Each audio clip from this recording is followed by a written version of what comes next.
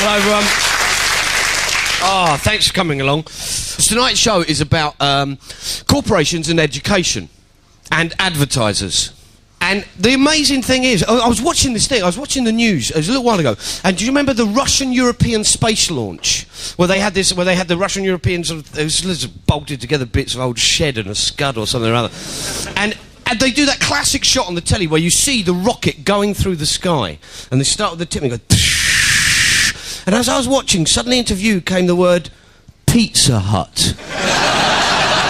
Pizza Hut sponsored the rocket. And I was like, God, that's a hell of a sponsorship deal. What happens if the launch is sort of 5 minutes late? Quid off. Gotta be. The weird thing about advertisers is that they don't just want to advertise on the traditional sort of things that they regard sort of television, radio and billboards as traditional. They want to get into spaces that you don't expect it to be. I got sent a book. It was an exercise book, a school book. And it's for kids to write in, as you can see. And schools get sent these for free.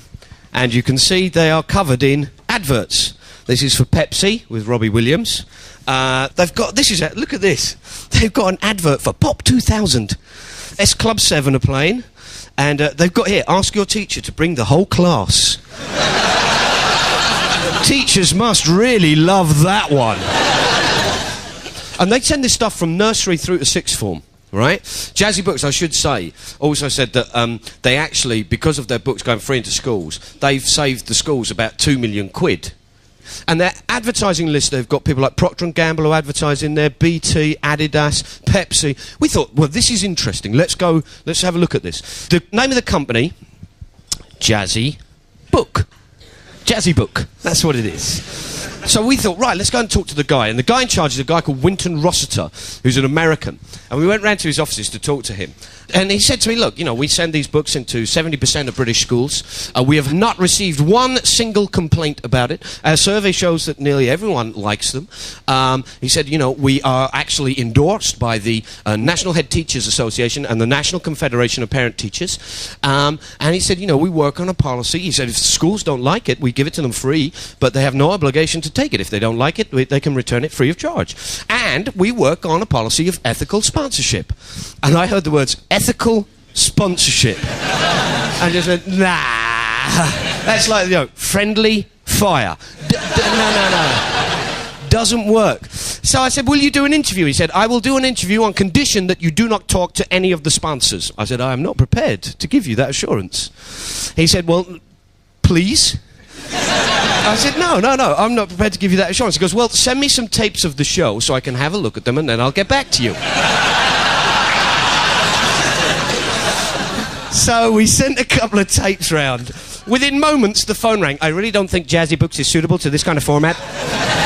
So, ever willing to rise to the challenge, we thought, right, let's phone a school. We phoned this school in North London, comprehensive school, explained what Jazzy Books was and said, can we come in and talk to you about Jazzy Books? How would you feel if you were sent these books and the school said to you, we have to get these books because we haven't got enough money and it helps balance the budget? How would you feel about it?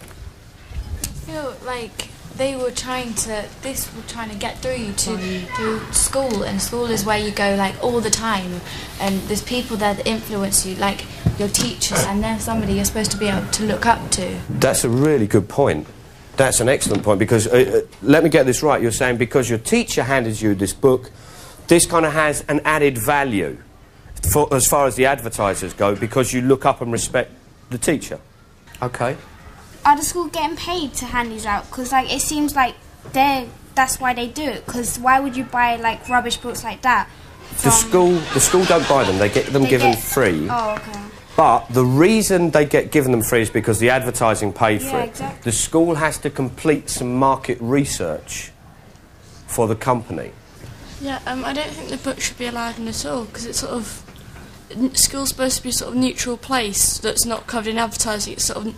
It's different from outside. I said to the kids, why don't we phone up Jazzy Books, okay, and maybe we'll talk to the guy. Oh, hello there, it's Mark Thomas from Channel 4. How are you? Hello, Mark. I'm just in a school in North London, and we've been discussing Jazzy Books with the children here, and I'm recording this call for broadcast, and some of the children have got some questions that they'd like to ask you, if that's okay. Well, I'm sorry, Mark, I'm just having my lunch now. Well, I mean, talk some other time. I'm sure that they can ask you. There'll be very quick questions. They'll be very quick, Mr. Oster. What do you think to what's just happened? Oh, I see. You think he's got something? What's his address? Sorry, you can. Hold on a minute.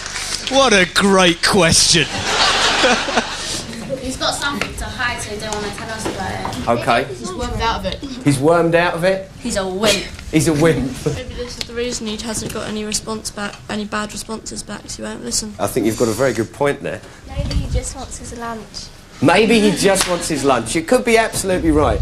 He might actually just be going, why on earth should I put up with this bloke from Channel 4 who's a real pillock anyway? So I said, well, look, some of the people who've advertised are people like Adidas, and the teacher said, that's interesting because Adidas, multinational company, make stuff all over the world, and we're teaching, you know, free trade, fair trade. Maybe you'd like to talk about this. So I started, you know, discussing with the children some of the problems that Adidas was having with its factories that it uses to source their material in Indonesia. And these kids were absolutely brilliant. And I said, what would you say if we could get through to a guy called David Hustleby?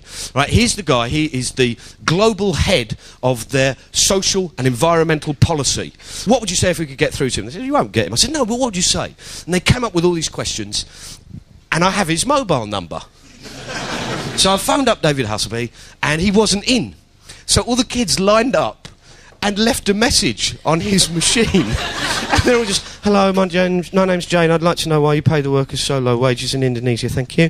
And then they pass it on. Hi, I'm Graham. I'd like to ask about questions about workers' rights. Thank you. Pass it on. Hi, I'm Tim. I'd like to ask about false overtime. And you just thought, this is genius. They just brilliant. This went on for ages. I would have loved to have been there when he picked up his messages. This is your voicemail messaging service. You have 18 messages, and boy, are you in trouble. So, anyway, we broke for lunch. After lunch, he phoned us. Hustleby phones while we're teaching in the class. And I said, oh, great, it's Mark Thomas here from Channel 4. I'm in a North London comprehensive school. There's about 30 children here. We're discussing sort of Adidas and the factories in Indonesia. And I'm recording this call for broadcast. I've got a couple of speakers, nice big ones, up on the desk here. They can hear every word you're saying. And there's just silence, and he went, hello, everyone. What class is this? It's geography. I said, now the kids have got a list of questions I'll ask. And the kids were just brilliant. Because first question was just, boom, why do you pay the workers so low wages? Second question is, how do you feel if your children worked in those factories? Third question, do you believe in heaven and hell? Which one do you think you're going to?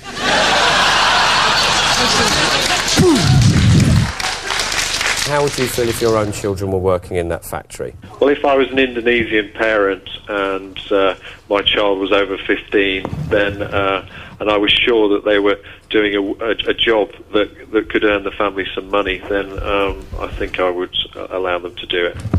Is he saying that Indonesian parents don't care about their children much? No, I'm not. I'm saying that Indonesian parents realise that the best thing for their family is to make sure that they're able to earn some money. Okay. The question was actually, are you happy to let your children do that? Well, my children would be too young under Indonesian law to work there, so I'd be very unhappy for them to work there.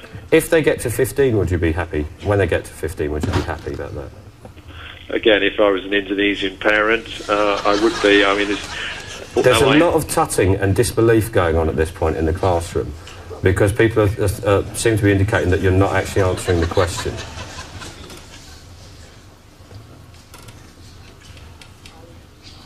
I think I have answered the question. Well, the question was, are you happy for your children to do it?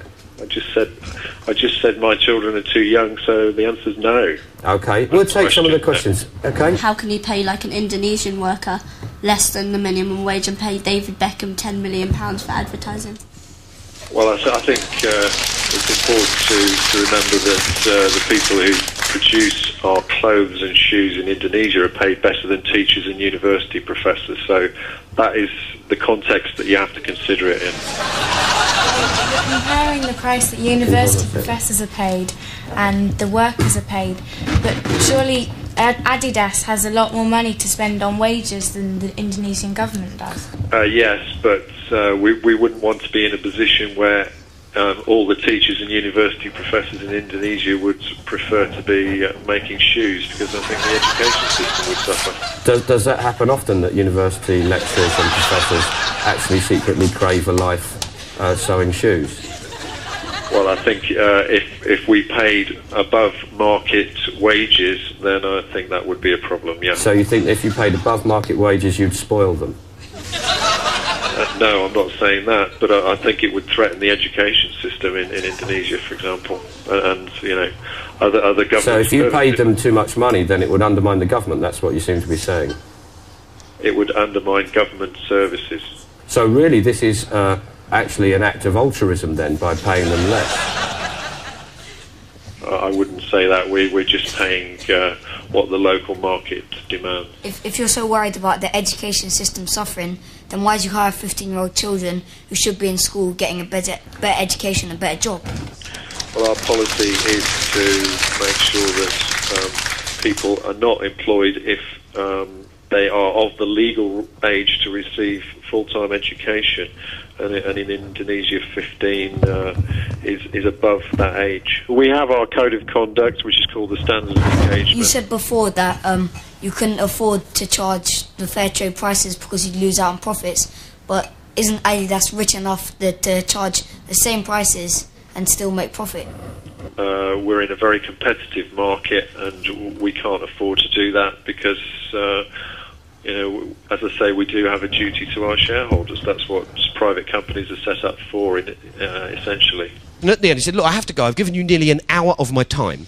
I said, well, look, can I just ask, how many children are happy with all the answers here? People who thought he answered well and addressed the issues. Can we just have your hands up? You've not got one hand up, I'm afraid, David. He said, well, obviously, I'd have preferred to have met them face-to-face to explain. I said, fantastic. I said, Mr. Jenkins, who was the teacher, who's brilliant. I said, Mr. Jenkins, what time does term start? He said, the 8th of January. I said, are you free on the 9th? He said, yes. I said, David, are you free on the 9th? He said, yes, I think I am. I said, great. Will you come along to the school on the 9th? He said, OK. I said, we'll fly in a worker from Indonesia. We'll get someone from the European Parliament. How does that suit you?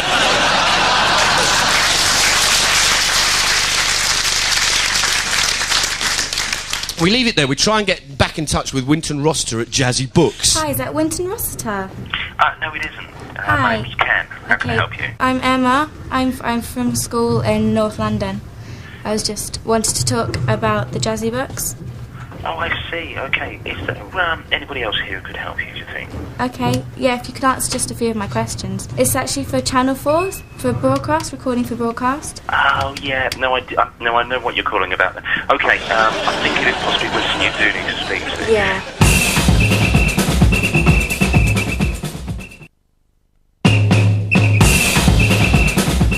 The European Parliament had a hearing about Adidas and their factories in Indonesia and the practices there. And Adidas didn't turn up. And I said to this guy, why didn't you turn up to the hearing at the European Parliament? He said, we didn't get enough time. I said, well, how long did you get? He said, oh, a few weeks. A few weeks? You can't believe it. This is a multinational company and you can't get to Brussels. You're a sportswear company, for God's sake. You can put the shoes on and jog over in that time. Unless, of course, your chief executives are all sitting there sort of like bloated and corporate and just sort of balancing their fifth stomach on a tea trolley. We've got to get to Brussels, have we? How long have we got? A few weeks. God, we'll never make the lift. So, the 9th arrives. The kids are there. The MEP is there. There's a woman called Endang from the Urban Community Mission in Indonesia who go and inspect factories, and a translator called Tatiana. They're all sitting there, and this guy, it was incredible because the kids really want to meet him. They really want to ask him some questions. So it's kind of like we're sitting there, and I felt minorly sorry for the guy. We've looked at the wages of the workers, and on average, over the last few months, the workers have been taking home 700,000 rupiah per month. We can be sure that workers are getting at least 25% above minimum wage. 70,000 was it a month? 700,000. Yeah. Which amounts to how much? It's about $85–90. In sterling? Sterling 60. 60 a month. 60. The fact is, the workers could get 700,000 wage if they work overtime. That is the reality. If they don't work overtime, they will never get that 700,000. Toby, to accept that point, that you would have to do overtime to earn. Yes, it does include overtime payments. Yes, but it also includes transport. Yeah, because the overtime meaning that you have to work from 7:30 in the morning till 9 o'clock in the evening. Then you can get 700,000. But don't you think it's morally wrong to exploit workers like that? Because you have them, you bring in the poor workers, and you pay them nothing. Then where are they going to go from there? They can barely provide for themselves. They have children, they're not going to school, so then they get no education, then they're poor, so then they come to your factories, and it's just an ongoing vicious circle. Don't you think it's morally wrong to just keep that going? Well, it's a question of whether the glass is half full or half empty, isn't it? No one would work a 14-hour shift, unless they had to. Maybe I'm wrong. Maybe in Indonesia the workers just really love making shirts for Adidas, and they're there first thing in the morning. Hi-ho! The guy was actually saying, we believe in working in partnership with people. And I said, why don't you work with, the Urban Community Mission and Endang? He said, well, we did use them, but we don't trust them. We don't think what they've said here today is fair. Why don't you get Adidas to try and work with the Indonesian government to try and raise their minimum wage? So even if the management pay them very little or just the minimum wage will still be higher, so they'll be earning more. I think it's difficult for one company to influence the government. He said that some big companies have as much economic power as whole governments, and I think Adidas probably has more than Indonesia, so why don't you work with them to try and improve the minimum wage? Yeah, but the natural partners of government in Indonesia is government around the world, so I think it's possible for governments to influence other governments as much as companies. You should still try though. We do talk to governments from time to time. We haven't done so in Indonesia, but why not?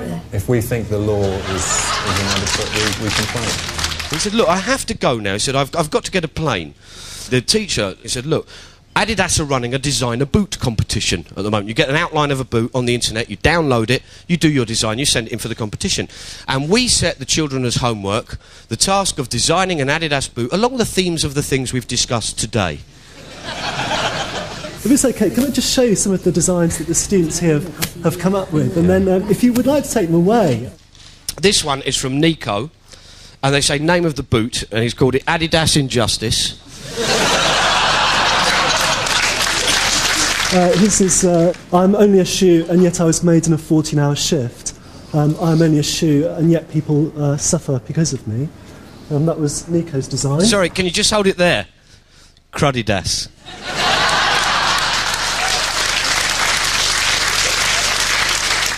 So this one.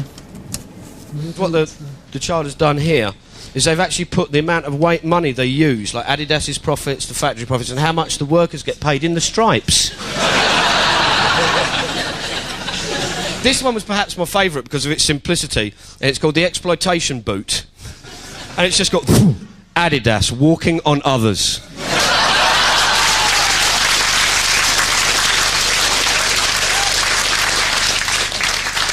And he said, look, I have to go now. He said, I've got to get a plane. And one of the kids go, well, we really want to ask you questions, so will you come back? He said, yes. She said, will you really come back? He said, well, I've said yes, so I have to come back. So he's agreed to round 2. Now, Jazzy Books actually run charity adverts, and sometimes they do it for free. And I said to Winton Rossiter when we were in there, I said, would you mind if, like the Clean Clothes campaign that campaigns for workers' rights in developing countries, would you mind if they advertise? He said, well, I don't have a problem with that. And so I said, excuse me, David Hasby, you advertise in Jazzy Books. How do you feel if something like the Clean Clothes campaign or, something about workers' rights in Indonesia and developing countries ran an advert alongside your Adidas advert? Would Adidas be amenable to that idea? In principle, I think it's a possible idea that we could look at. Yes. Yeah. Richard Hatt, the MEP, said, look, what you've done here is incredible.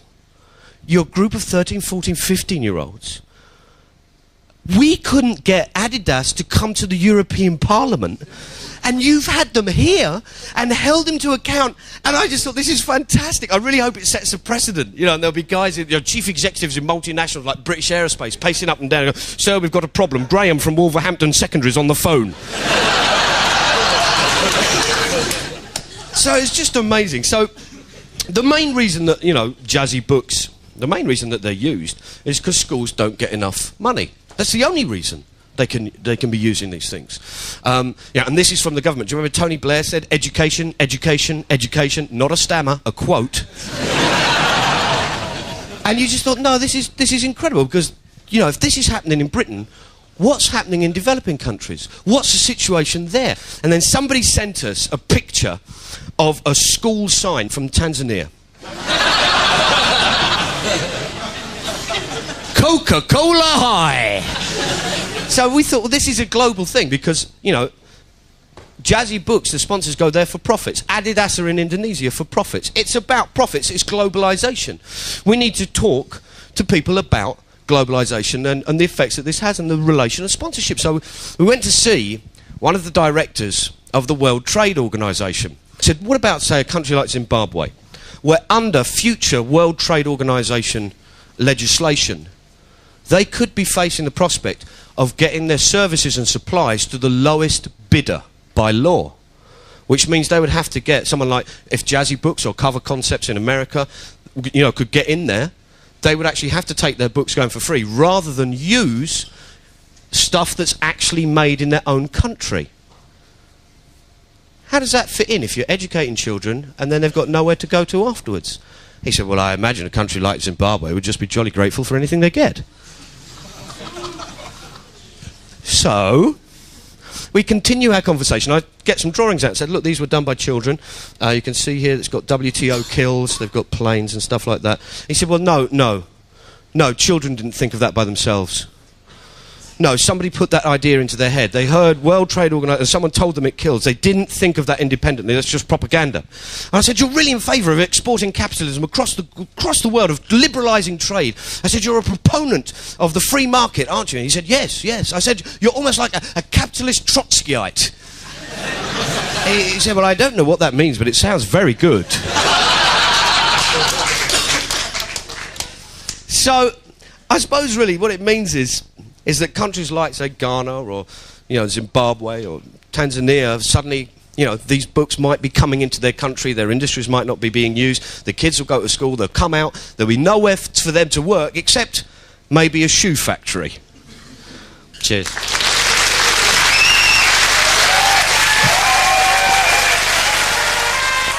With hindsight, we accept that we should have been at the meeting in November. And we've written to the chairman to say that we would attend the next meeting and that we would be very keen to meet you in Brussels and to discuss how we can participate in this debate about what the role of international companies is in developing countries.